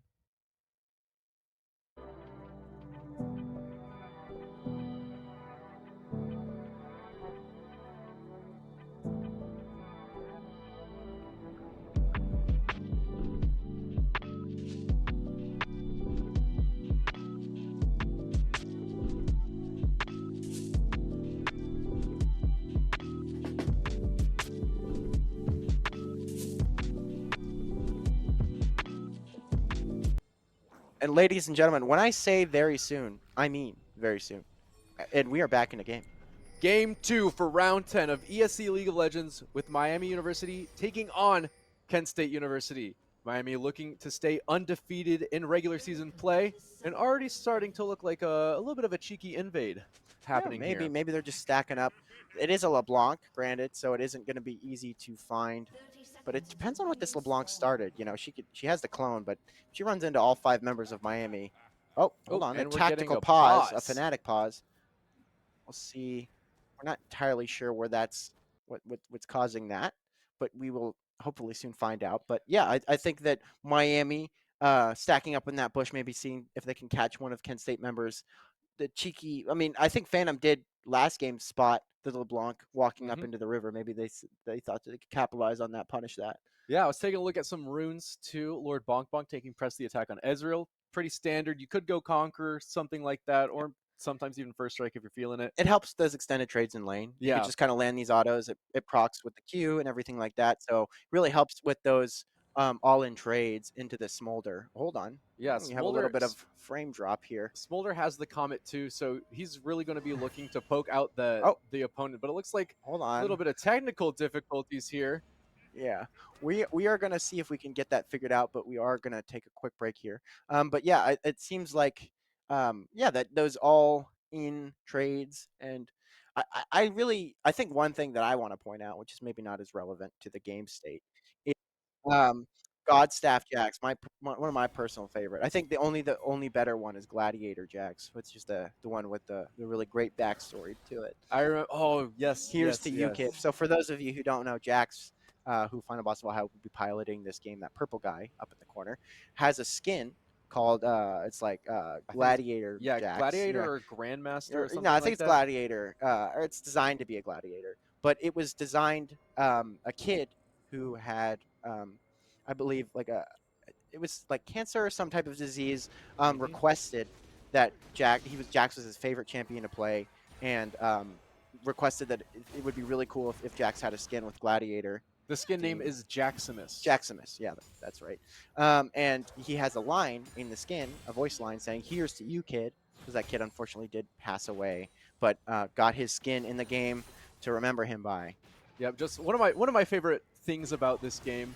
But yeah, we're seeing some early trades happening here, and Lord Bonk Bonk, like you said, this press the attack is really going to help out in those extended trades. And Phantom, with a lot of tankiness, is going to be able to facilitate those long trades as well. Yeah, it's going to feel good. Poppy going to be coming in to get that immediate trade, but the Counter-Strike not going to be landing crucially enough. Both top laners with the grass to help with these trades. Pre-TA going to be procced, and that is an immediate taunt. And, oh, hold on, a Whoa! little bit of a misplay there, and the clone going to be taken. That's going to be real good for the bot lane of Miami to get that immediate trade. Yeah, Lord Bonk Bonk, really aggressive dash in there, but kind of a misplay from Al Calamity taking the stance of the W back. Yeah, a bit of a fat finger. And took a little bit more damage than they really needed to down in the bot lane. My co-caster knows that I do that on Zed I sometimes. saw it right before the games. But Final Boss of Ohio going in on this Poppy. Runus is level 3. They're both level 3. They're just going to auto away, but Final Boss of Ohio does have the Grasp of the Undying. Is going to heal up a little bit. Runus going to miss that Q. Final Boss of Ohio taking a great trade early on. Yeah, crucially, has that Jax passive going to get that increased attack speed with every auto that he lands. So is just naturally going to win out on those extended trades. It's gonna feel even worse as the game goes on. Poppy generally a very solid counter pick. Something like a neutralizer like this, like a Gragas into the Jax. Phantom's not going to be as lucky landing the E that time. Lord Bonk Bonk landing some Mystic shots, just going to chunk out Al Calamity a little bit. Yeah, and Final Boss of Ohio, Lane Kingdom, once again. Yeah, Final Boss of Ohio has completely pushed Runus under their tower, not letting them really do anything. They could possibly set up for a diver or some sort of look top. Yeah, lane. Miami sees the jungler. Phantom is going to spot out Xin Zhao towards the bot side on the scuttle. Yeah, HBTX roaming up to the top lane. We might get some action on early in this game. 4 minutes in, they do see the jungler recalling. They might be looking for a dive. Yeah, taken incredibly low is this Poppy, but it is always going to be really... they spot him out. Yeah, oh, he's going to be on the ward. This Poppy is playing a little bit farther up, and it's just generally really hard to dive a Poppy early game. Especially with the steadfast presence, preventing any dashes from going onto that Poppy. It was a good look. Unfortunately, it caught out on vision, but great look nonetheless. No, I mean, the effort was there. Yeah, like you said, just going to be spotted there, going to neutralize the play a bit. Landolph the Unwise has found HBTX in his jungle, but thankfully Final Boss of Ohio is there to give some backup. Nothing's going to come out of that. Yeah, Nefiri dashing in. Nefiri dashing in, going to do some damage, is going to get rooted up by iMain William on that Karma, going to eat an empowered Q to the face, but Phantom going to dash in there, going to miss. The taunt isn't going to hit anybody. Lord Bonk Bonk trying to get some damage down. Al Calamity was forced to flash, but we have a little bit action on the top lane here too. Final Boss of Ohio getting some autos in, but getting taken low by this Poppy. Landolph the Unwise flash in, is going to use the Audacious Charge and get on top of Final Boss of Ohio, but he was under tower, so they're not going to get anything out of it. A flash wasted by the Xin Zhao, and no flashes on the bottom lane either. Yeah, and not going to be able to interrupt that recall as well. But crucially, though, while Final Boss of Ohio has this TP to immediately return, get this wave, which is really good for him. First Blood did go to Smolder, so that is something that you obviously want to avoid. But yeah, unfortunately, Lord Blanc wasn't able to trade back a kill with the mobility that this LeBlanc provides. And he just, I mean, Al Calamity has a really good eye for these windows of when to all in this Galio. You know, this pick is tanky, but, you know, has a good idea of the damage threshold. And yeah, to be expected of a challenger player. Yeah, Al Calamity is also doing a really great job of standing in the way of that Galio and Smolder. He's positioning himself in the middle so that when the dash comes, either Al Calamity can eat that or just dash out of it. give some agency to the Smolder, who's not a very mobile champion, but Lord Bonk Bonk getting a heavy trade in here on the bot lane, and HBTX is going to pick up the Cloud Drake. Yeah, and Void Grubs are now on the map in turn. Quake are going to be taking some damage from that empowered Mantra Q. We rise. Both junglers on the bottom side of the map for these Void Grub respawns. HBTX spotted out on a ward. Imagine he's going to try to look at those grubs, but HBTX is going to get caught up by iMain William. Krager's going to dash in, deal a whole bunch of damage, but Alcalamity just bursts out. HBTX isn't able to do anything, and Krager's going to be next. Flashes forward, is trying to get something onto iMain William, but isn't going to get anything. That is a feat of warfare picked up for the side of Kent State University. Not only that, it is a 3-0, and the Quaker, unfortunately, investing his flash, trying to get one back there, but doesn't have the HP, and the Cube just going to be ending that. And yeah, I mean, it's looking a little reminiscent of last game, which is unfortunate. The Counter-Strike going to land, and Final Boss of Ohio looking for a trade here. Both have their ultimates available, so any kind of extended aggression will be ended by that Poppy. But yeah, I mean, just generally not a good look here across the board from Miami. That's what I'm saying. I feel like this type of pick, this Neferi, just kind of misses the mark for Miami. I mean, Quagert, I'm confident in this dude to show up no matter what he's on, but it just worries me a bit because I definitely like to see him more on those facilitator types of champions. I may be coping, but I think the Neferi pick was, I think the Serpent's Fang is a little bit better on the Neferi pick, so maybe, it fits in. Maybe they're taking the Neferi just to grab that pretty early on. But Miami University going to force KSU off of the grubs, pick up 2 of them, KSU getting 1 of them in return. I'm getting a lot of deja vu from last game. I've seen this one before. Which is good, but also worrying because, like, last game definitely had me to a point where I'm like, what are we doing? And yeah, I hope that Miami maybe took some notes. That would be ideal. But we'll see what happens. Yeah, I think one thing Miami did really great in that last game was, even though they didn't get the feat of warfare, they still got the feat of strength off of taking the first turret and getting the monster slaying, the epic jungle monsters. And I think Miami University already has 2 right now. Yeah, has the Cloud Drake, picked up 2 of the grubs, which is all you need. Yeah, and so I think they'll probably play towards this Drake that's spawning in the next 2-ish minutes, 2:40 on the clock, and then trying to get some early pressure, probably onto Final Boss of Ohio, onto that turret. Yeah, big reason they were able to get back into the game last game is just generally because of their really great objective presence. So I just got told by production that we do not actually have the 2 out of 3. I think it is just 1 out of 3 because the 2 out of 3 gloves does not count. That is unfortunate. But Alcalamity going to get caught out here, going to get immediately taunted by Phantom, but has the dash to get over the wall. But Sword is Lord Bonk Bonk. Going to bonk him with a Mystic Shot and pick up a kill. Yeah, did not count on Ezreal being able to do that thing. But no, Final Boss of Ohio also finding more plating on the top side.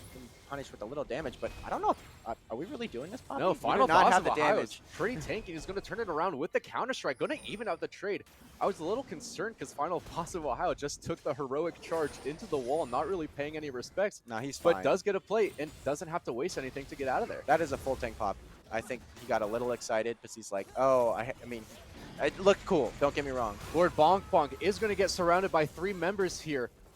I mean, the Alcalamity is going to go in already onto Lord Bonk Bonk, but Phantom and HBTX are here for backup. Is going to miss the knockup with the Galio, but gets a 2-man taunt, and HBTX is going to be able to provide so much damage with his passive. That is 2 kills for the side of Miami University, but another member of Kent State has roamed downwards. Phantom is going to go down. Quager's here a little bit too late. Might go down here too. Gets knocked up by Landolph the Wise, but doesn't have to waste anything to escape. And Final Boss of Ohio getting taken down real low on this top lane by Runas on the Poppy. Yeah, still has ult up. If Poppy is looking for a thing, Counter-Strike going to be popped, ultimate as well. And can he just find the solo kill? He does. Punishes the greed. Yeah, that was a greedy charge by Runas. Did activate the Steadfast Presence, trying to prevent Final Boss from jumping onto Poppy, but you don't need to jump onto Poppy when Poppy just charges you. Yeah, I know. I think he just, like you said, had ultimate up. And another crucial factor of that fight, hold on. Alcalamity on the top lane here, looking to pick up Final Boss of Ohio, but he is going to try to channel the TP. Unfortunately, it did get changed, and it takes a little bit longer, so Alcalamity is going to pick up a kill onto Final Boss of Ohio, which is going to ruin his tempo a little bit. Yeah, it's going to prevent his back there, and using the TP is going to feel really rough. Um, but it's nothing terrible. It's obviously not what you'd want. That looked like a really cool fight for Miami on the top side or the bottom side. But unfortunately, I think very crucially, Phantom did not have the ultimate. If he had the ultimate there, he could be there a lot quicker to support the Ezreal Yeah. and provide that magic shield. And I think that fight would have gone very differently. But yeah, just shy of that level I 6. don't know how much vision Lord Bonk Bonk had there either, but he may have overextended a little bit. But still, I mean, it's not the worst outcome, but it's not the most ideal to have happen to you. Alcalamity here clearing out some vision in the mid lane, and Kent State, land off the Y, is going to pick up the second Drake of the game, that Ocean Dragon. We are going to have an Infernal Soul this game. That is a highly prioritized Drake For either team. for either team. It's just a great buff to have no matter what. So I can imagine both teams are going to start playing around that. Quaker going in deep on iMain William is going to get rooted up. It's going to stop the charge. Quaker eating an empowered Mantra Q to the face. Just going to back out. But Lord Bonk Bonk taking real low. A flash being forced out of Al Calamity isn't going to pick up the kill on Lord Bonk Bonk. He's just going to be able to recall.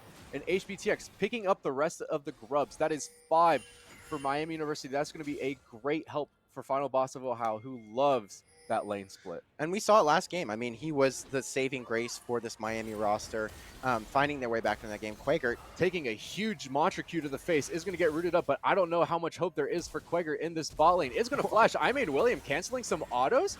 Is he going to get out of this one? Quaker putting his fancy shoes on and just going to dance right on out of that. I made William making a crucial mistake, canceling some autos.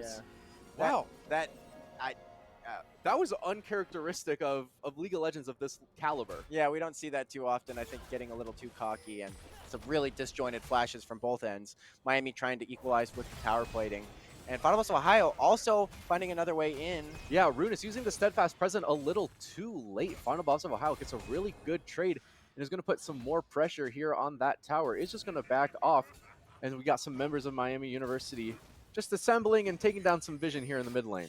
Yeah, and again, I feel like Final Boss of Ohio is in a really good position to try and make this game a lot more playable for the side of Miami, but I think it really is going to come down to how well these fights are executed. This Karma looking, again, really effective. I wouldn't have mind seeing that one taken off the board. I think it looked really good last game, just consistent utility damage across the board, and was really hard to punish, as we saw. It was very late until this Karma actually was taken down for the first time. And maybe looking for a dive here on the top side. We'll see what happens. HBTX is going to get spotted out on a ward placed by Alcalamity again. They just are really doing a great job at tracking where HBTX is at all times. Smolder has been left in the mid lane, though, to just farm by himself. But crucially, Karma wasted the flash in that bot lane fight. Didn't need to use it, but had to after canceling a couple autos. But Quaker looks like got a really favorable trade there. Runas is going to use the heroic charge onto Final Boss of Ohio, who is going to be taken low, but I think flashed out. Flashed out of there, was able to escape, and Phantom had to use the heroic entrance to provide some backup. Yeah, just to dissuade any further push there. And Quaker going to be rooted a bit. I'm going to be taken a bit low. Has the Eclipse now to maybe mitigate some of that damage, but again, this pick just feels so out of character. Yeah, we know that Quaker loves playing control mages like Syndra, Anivia, things of that nature, Orianna even. Orianna, yeah, Ziggs. Quaker on an assassin. This is, I don't know if we've seen Quaker really play a champion of this characteristic, of this nature. Yeah, and it hasn't looked terrible on it. It just feels like it doesn't provide the same kind of value that he would on something other, like you mentioned. Final Boss of Ohio and HBTX all collapsing. Phantom also in the area. Miami University looking for some sort of dive, but Runas crucially misses the Keeper's Verdict. Isn't going to knock anybody away, but that is a great dive and great setup for Miami University. They're going to be able to pick up the kill onto Runas and put some more damage into this turret, and maybe even pick up, plates are gone, so they aren't going to pick up some plates, but maybe they can pick up this turret. Yeah, and Lord Bonk Bonk being able to farm a little bit more comfortably from behind the tower. I don't know, Kent State's putting a lot of work into this mid lane tier 1 with 3 members, but HBTX and Final Boss of Ohio are going to get the turret in the top lane. That is another mark towards those feats of strength. Yeah, claimed by neither team so far, but now it's going to be pretty even. It's going to be on objectives. So we'll see which team is able to claim the next one. I think Miami got the grubs, so they're closer. I think Miami's a little bit closer. They both have a dragon. Uh, Producers told us that grubs didn't count. I thought they No, did. I they may be do if you get all mistaken. 3, I think. I see. Mom going to be called here in the mid lane by the Smolder. Phantom going to go down, but Quaker and Lord Bonk Bonk are here to supply the damage to take down the members of Kent State. Going in onto the Poppy now. Quaker caught a little bit deep, but is going to catch out Alcalamity, who's forced it back. Final boss of Ohio going to jump in onto William and stun it up with the counter-strike. Lands off the wise. The unwise makes an unwise decision to charge in and just eats a lot of damage from this Miami University team. That was a great job at forcing Kent State off the objective, and they might get the Infernal Drake off of this play. He's backing on top of the ward, just showing off a bit. And yeah, great pick there into the mid lane. Quaker finding maybe a bit more footing onto this pick on the Nefiri. And yeah, good timing. Yeah, Kent State is going to match the the Dragon take by Miami University is going to try to take the Herald, but Miami with that Drake did claim Feats of Strength, so they will have access to the Tier 3 boots this game and have the upgraded Tier 2 versions, Alcalamity, forcing Lord Bonk Bonk off this Herald. Meanwhile, Miami taking the outer bottom. We see the Herald making a little cameo on the side there. That's the old model, Shelly. That was from a couple of years back. That's, well, it wasn't that far. I mean, since the Void update. It feels like a before long the time map ago. changes, yeah. That's been at least a year and a half, though. I think since I mean, actually, no, I think the Void update. It was a while back. Yeah. William going to find Quaker here on the bot lane, but Quaker doesn't really have a lot to get out of there. Is going to flash, avoid the Mantra Q, going to get a shield. William also forced to flash, but Alcalamity is here going to pick up the kill onto Quaker. You know, I was really worried that we'd see a repeat of what we had last time in that exact same spot because it was pretty gross, but we do see that Alcalamity was there to swoop in, make sure that one got secured. Yeah, and Final Boss of Ohio has had a lot of gold funneled into this Jax pick. He was there to take the first tower, was there to take down the second one as well, and he's just being a nuisance on the map. He provides so much pressure into these side lanes that it's going to force Kent State to match the pressure that he's providing, kind of like last game. Yeah, and the Jax, even more of an obnoxious pick. I think that the Poppy can do a really good job if she really gets the timing of, the W down, which we're starting to see.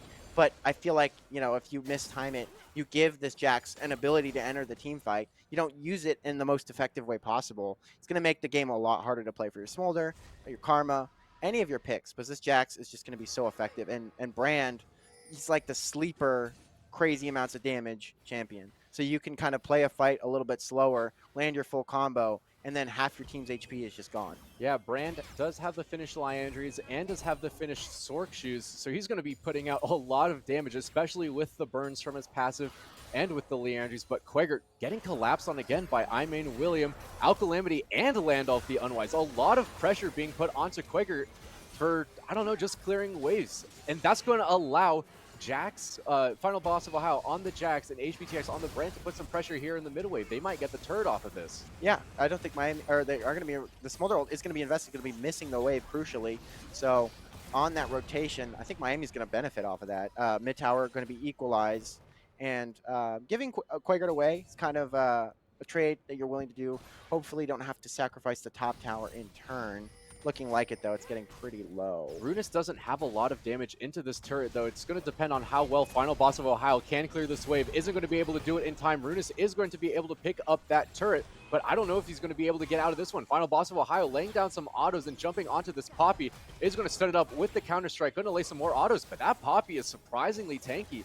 I think Final Boss of Ohio is just going to have to back off of that one. Yeah. And Alcalamity is here to provide some support. Maybe try to pop Final Boss of Ohio, but he's isn't got going the to find flash. anything out of that. But now 3 members of Miami University are here to back up.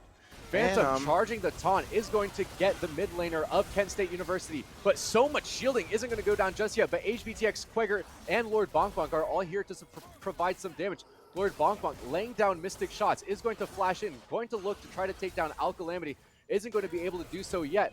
Final Boss of Ohio is back, putting some autos into Smolder. Is going to go down. They're going to look at Landolf the Unwise, and he's just caught out right now. That is going to be 3 kills for the side of Miami University. Great fight for them. Yeah, crucially, some large shutdowns going to the side of Miami on the back of that fight. And it's just a really good time for Miami to find that collapse. And, Final Boss of Ohio, everyone coming back to find their part to play. And I think a lot of that too was it looked like initially Phantom had gone really deep. It's like, oh, does he have the support necessary? But HPTX finding this huge combo, and we see the ult just doing crazy amounts of numbers. Like I said, this brand hidden amounts of damage, and then Lord Bonk Bonk crucially going for the chase here. We do see really great use of the clone by Al Calamity to block a lot of these Ezreal skill shots, but Quagert, along with Lord Bonk Bonk, have crazy amounts of chase, and Final Boss of Ohio comes right when they need him with that TP to secure the final kills. Yeah, right before this fight too, HBTX backed and got the Lion or the Crystal Scepter. Oh my gosh, I think Final Boss of Ohio just soloed Imain Williams up in the top lane. Wow, That's nice. that's you love to see it if you're Miami University. But like I was saying, HBTX did buy the Crystal Scepter, which provided a lot of slowing on the side of Kent State. So it allowed Lord Bonk Bonk and Quegger and all of these members from Miami to chase down Kent State, and Keep the pressure up. it was the catalyst of being able to pick up these kills. And we do see that Serpent's Fang is completed on Quagert. Gonna feel great. Has I think to the credit of the pick, uh, it is a pretty good application. There's a lot of abilities that can hit a lot of different people. We see Herald's going to be summoned here in the mid lane. Not sure how much value it's going to get because it's right into a wave. I think they're just going to drop it to provide some pressure to try to get this Infernal Drake. But we were just informed by production that Smolder has 174 stacks, so Stacking approaching that 225. Yeah. But 3 members of Miami University are here, including HBTX. Mom is going to be called, but not much is going to come from it. But HBTX getting caught out by the Poppy and the Xin Zhao. Not much damage is going to be there without that brand. Galio is going to get bursted down by the Smolder. Lord Bonk Bonk is going to take down Landolf the Unwise and has some great spacing in this fight.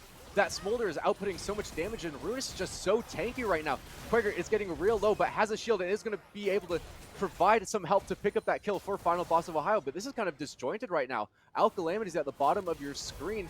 Disjointed from the team is trying to look for something onto Lord Bonk Bonk. Is going to get bursted down, and they're not going to be able to find the kill onto Al Calamity. Final Boss of Ohio just forced to back off, and Quagger's recalling. And I'm left kind of confused about the initial engage, or I don't know if I'd call it an engage, kind of just walk in and die from HBTX, unfortunately, does dissuade them from doing this dragon, which is really helpful. Immediate teleport going to come through from Quagert to try and get immediate first move on this objective, get some vision. Going to clear this out. Phantom is going to spot that control ward, and hopefully this means that Miami is going to put themselves on soul point here. But we see the quick rotation back from KSU, and we might just get a run back of this fight. We see ults still on the board for members of Miami, and we'll see. It seems like Final Boss of Ohio is here, wants to party. Yeah, Otacon is here on the bot side too, so it seems like whoever is going to win this fight is going to win the Drake and the Otacon. They are setting up. True Shot Barrage coming out from HBTX. Quagger has, that's not Quagger, that's Phantom on the Galio this time, is going to get a huge stun onto Landolf the Unwise. Uses the heroic entrance onto the backline, leaving HBTX and Lord Bonk Bonk to deal with this super tanky Poppy. But meanwhile, on the other side of your screen, they're just going to dominate this team fight and destroy Kent State. Yeah. That's going to be Drake and hopefully Otacon for the side of Miami University. And the heroic charge there, finding a heroic death. Because, I mean, this Poppy was pretty much alone dealing with members of Miami. And the heroic entrance as well is going to be huge. We see this fight kind of get split up. The early engage there from Phantom, and then Final Boss of Ohio going incredibly deep onto 3 members. The immediate follow-up from the heroic charge. Quagert there to support, provide some extra damage, and we see Poppy just completely isolated on the side there. And then this fight just goes exactly how Miami plans. Galio there to provide the crowd control, the Nefiri for the damage, and Final Boss of Ohio to get the job done. Yeah, Quagert was chasing down the Smolder on the enemy team, not letting Smolder output any damage. And then Final Boss of Ohio jumping onto the backline provided Galio a great way to knock up half of the members of KSU. Great blast cone there from Final Boss of Ohio to disrupt the fight, make sure he can get out pretty scot-free. Miami University did take the Infernal Drake, but they did not pick up Otacon. Well, that's okay. That's okay for right now. Hopefully they are able to do it soon. I believe they didn't pick up Otacon. They might have actually. Wait, did they? I don't see Otacon on the map, so I do believe. Yeah, I mean, it spawned. It spawns before Baron, so maybe they might have taken it while we were watching the replay while in the picture. We'll ask our producers. Maybe they can get us an answer on that one. Yeah, but Quagger is going to be sent here onto the top lane. Is going to try to provide some pressure, push out this wave to help set up for Miami University Baron. Actually, I believe if you click on one of the members of Miami, you can see the status effect of the Otacon, because this is it would be the the one we saw last game with the penalty. Yeah, we'll see if our producers can get us that information because we were in the picture-in-picture. But Miami University is just taking full control of this map. I do believe Okay, they so did they take did take the Otacon. Otacon during the break. Pretty crucial there because it is going to buff the stats. But once again, Final Boss of Ohio going incredibly aggressive. And on the other side of the things, we see them going onto this Poppy. It might take forever, but a lot of damage. I take it back. Yeah, that Poppy is incredibly tanky, is not going to go down without a fight, but Quagger is there to finish it off. Smolder has hit the 225 crucially, does use the Mom to pick up a kill onto the Jax, but the True Shot Barrage almost taking down 2 members of Kent State. I do want to say as well that Miami did pick up the bot lane inhibitor turret while we were watching the replay of the fight in the bot jungle as well. But Miami University going to pick up the Baron, hold on, land off the Unwise, looking for a smite steal, isn't going to get it, and he's just going to get smited down himself by Quagger. Yeah, great Baron pickup. Noticing that a lot of resources were committed onto Final Boss of Ohio on the opposite side of the map. Crucially, Landoff was able to get in there in time, but did not find success with that smite steal. Would have been a crazy timing to get that smite steal, would have been really cool. But HBTX, steely and cold nerves going to prevent him from doing anything. Yeah, everything in this game right now is just coming up Miami University. I mean, 5 Grubs, got the Baron, got Otacon. You have 3 Drakes, 2 of them being Infernal. You are sitting in a really good position in this game. That Neferi is providing so much pressure onto the squishies like the Smolder and the LeBlanc that it's hard to have a jointed team fight for the side of Kent State. Yeah, and these Blood Petals going to be stacking up on the members of Miami, getting that huge boost from killing that Otacon and not being contested on the flowers that spawn afterwards. So Final Boss of Ohio, I believe on the status bar, has 44 of these Blood Petals getting that adaptive force. I believe it's adaptive force. I can't remember. It's adaptive force and a small bit of EXP, so he is going to further himself. I mean, he's level 17 while the Poppy's level 14. Yeah, it's a 3-level lead. They make it really hard to contest in these side lanes. And again, we see that W not being used.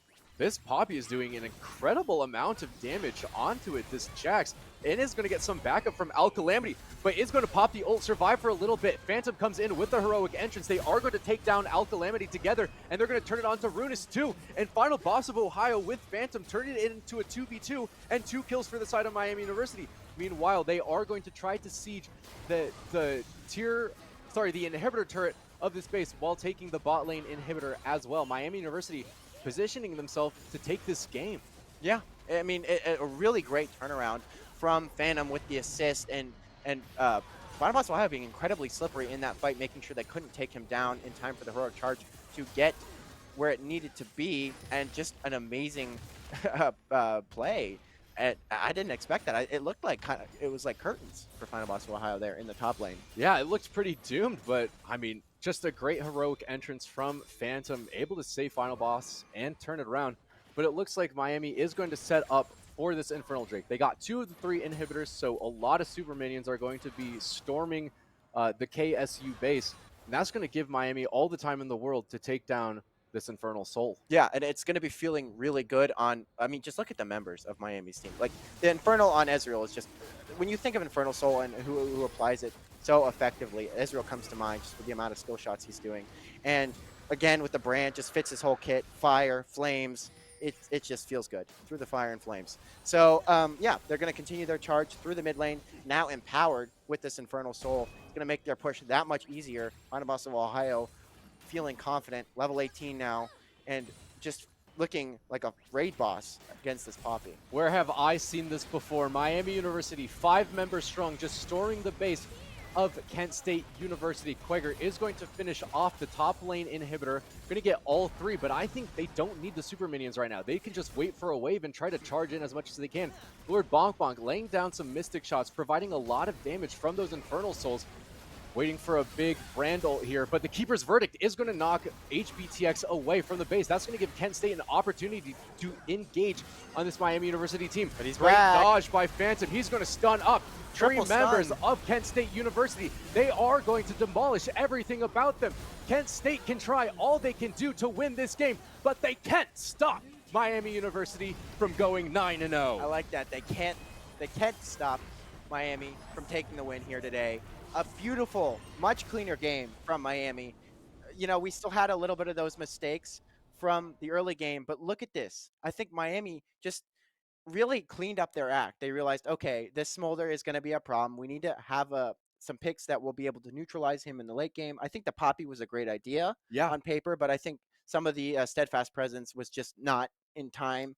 And he just got to a point where he was so incredibly strong with the side lane pressure that he had developed with these early grub takes. Again, the objectives being on point for Miami, HPTX being a great facilitator of that. And like you said, this was their window to take the fight, but HPTX was back in the area so quickly, and that was the opportunity. Final Boss Ohio finding the amazing triple stun like he does, and the immediate heroic entrance to back everything up, and then the Ezreal just gets to go ham with that Infernal Soul. Yeah, Final Boss had the triple stun and then immediately followed up by a triple taunt from Phantom's Galio. That just handed Miami University the game right there. Yeah, I mean, it was just clinical, clean stuff all across the board.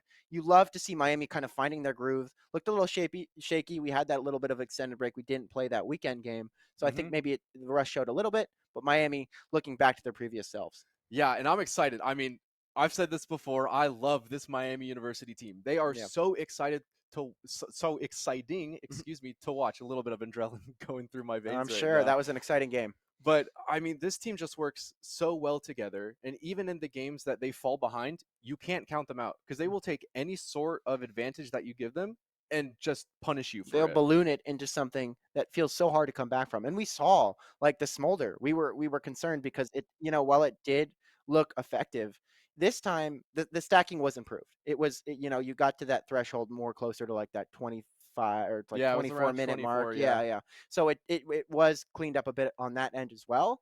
But at that point, Miami had accumulated such a lead. There wasn't that deficit like there was in game one, that this Jax was just able to run all over them. And Yeah. when they did have maybe an angle in some of these side lanes, Phantom was there to back them up. And while we did see a little bit of a shaky start from that Nefiri, we saw the value it provided in these fights, ridiculous amounts of damage, getting that great application of the Serpent's Fang. Yeah. And the chase down that this pick has is so insane. And it was a lot of pressure onto that Smolder too, not letting Smolder lay down any Qs or getting any executes really. Yeah, HPTX also finding incredible amounts of damage with these combos in these team fights, just being kind of deceptive. Like you said, Brand, you know that this champion does crazy numbers, but it's hard to like focusing in the team fight because when you see a jungler, you're like, oh well, why don't we turn our eyes to the ADC, the Jax, or something Yeah. like that? And meanwhile he's hitting these full combos, burning your team to a crisp. So I think it's important to keep that in mind. Miami advances. What is it? We are now 9-0 in Yeah, CLL ESC regular season play. GG's to Kent State, but we have a couple of things for the future to just be aware of. We did move our game from last Saturday to this upcoming Sunday. That will be a historic matchup with Miami University taking on one of our biggest rivals, honestly, in Ohio the University. Battle of the Bricks Battle we of the call it. Bricks. Yep. Sunday, we have a lot of things planned, so please stay tuned for that. But also, we're giving you a triple header this week. Little surprise. Yeah, so we will have that game on Saturday as well. I will be casting that along with my boy Rhythm here. It will Yep. be electric. That's going to be a really competitive matchup. We're against a pretty strong team. Yes, Right? Yeah. Saturday is 3 p.m. against Western Michigan University, and Sunday is going to be 3 p.m. as well, up against Ohio University. So make sure to stay tuned for those. Those should be great games as well. And this has been Devin the Doc O'Connor. Isaac Rhythm Arredondo. And you have a great night.